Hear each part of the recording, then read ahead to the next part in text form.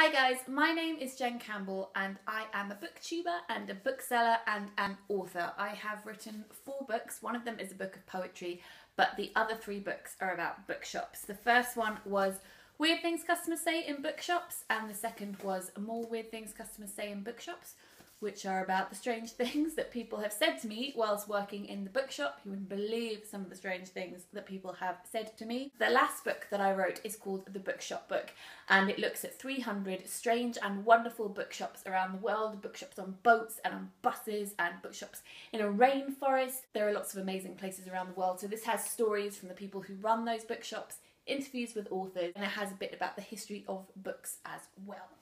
Links to those books are down in the description if you would like to go and check them out.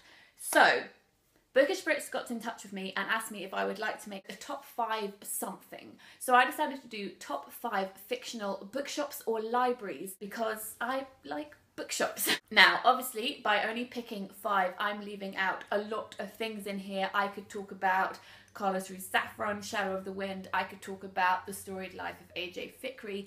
I could talk about any number of things, and I would like to know what your top 5 fictional bookshops and libraries are if you leave them in the comments down below.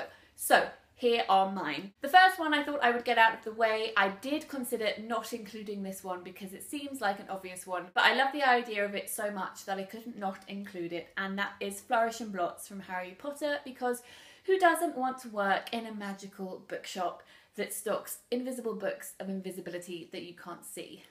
Actually though, as a bookseller, that kind of sounds like a bit of a nightmare, as does stocking the Monster Book of Monsters. So perhaps I wouldn't want to work there, but I would definitely want to visit and have a browse. The second one is The Invisible Library by Genevieve Cogman. It is a library that, like the title would suggest, is invisible, and no one knows that it exists apart from the librarians who work there. The library is miles and miles long, and it is set at the junction of all of the worlds set in the multiverse theory. So there are all possible worlds that exist, and the library has access to all of them. The librarians, what they do is they go into these multiple worlds and they collect books and bring them back. So there are hundreds and thousands of different editions of, say, the Brothers Grimm fairy tales that exist in all these different worlds, and the library collects them so that they can list them along their shelves. Now, it takes weeks to walk from one end of the library to the other because it is so huge, because it holds so many millions and millions of books. And the idea of a library that is miles and miles long, yes please. The next one is Mr. Penumbra's 24-hour bookstore, which, as it would suggest, is a bookshop that is open 24 hours. And this one is based in San Francisco. And I think that a bookshop open 24 hours sounds quite amazing. It also has shelves that go all the way up to the ceiling with those old-fashioned ladders that you see in things like Beauty and the Beast that you can climb up. It also has suspicious-looking books at the back of the shop that are all in code. And the bookseller who works there can't work out what that code means.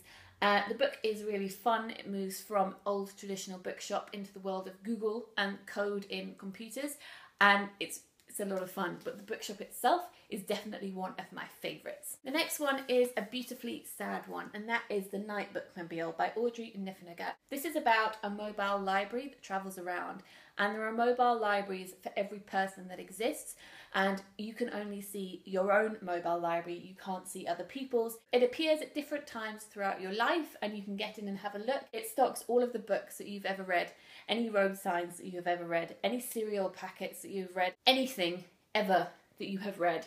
And you can basically peruse through your whole past. And it has a bittersweet ending, this. It has quite a dark undertone.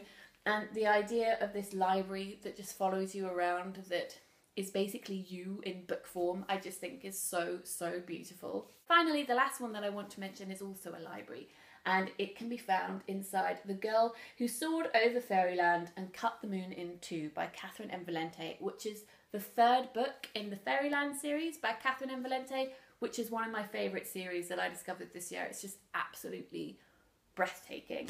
Is called The Lopsided Library. And the library is called The Lopsided Library because it is lopsided. They have fiction on one side and non-fiction on the other, but it depends what's fashionable at the time. So at the moment, fiction is very fashionable, so a lot of the non-fiction books have rewritten themselves and become fabricated histories written by people who've conquered battles. And they've shuffled over to the fiction shelves, which are now overflowing, and the books go to parties together and they all hang out until there'll become a time in the future when actually non-fiction is fashionable again and all of the books will run across to the other side instead. I just think this is quite a nice comment on history and who gets to write history, as well as being a lot of fun, and just imagining books going to parties and hanging out with each other is a bit of an adorable thought, and I love it a lot. So those are my top 5 fictional bookshops and libraries that I wanted to talk to you about today. Let me know in the comments which fictional bookshops and libraries you like most. If you'd like to subscribe to Bookish Brits, you can do so down below, and if you'd like to check out my channel, you can click over here and have a look there. I make videos about 2 or 3 times a week about the books that I love, the books that I'm reading, and general bookish stuff. I hope to see you there. Lots of bookish love. Bye!